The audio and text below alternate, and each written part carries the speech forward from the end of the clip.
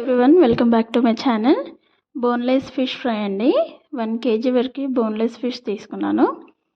ఇది ఉప్పు వేసి నీట్గా 4-5 సార్లు కడిగేసుకోవాలి. ఇప్పుడు అందులోకి మసాలా యాడ్ చేసుకుందాం.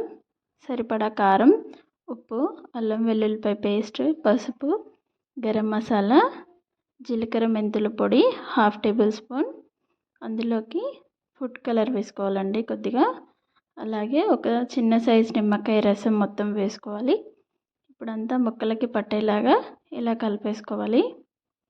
ఇలా నిమ్మకాయ వేసుకుంటే ముక్కలకి ఉప్పు కారం అనేది బాగా పడుతుంది. ఇలా ఒక బాక్స్లో వేసి ఫ్రిడ్జ్లో పెట్టుకొని మనకు కావాల్సినప్పుడు ఫ్రై చేసుకోవచ్చు. స్టవ్ పైన ఫ్రై ప్యాన్ పెట్టి ఆయిల్ వేసుకొని ఇలా మనకు ఎన్ని పీసెస్ కావాలో అన్ని వేసుకొని ఫ్రై చేసుకోవాలి.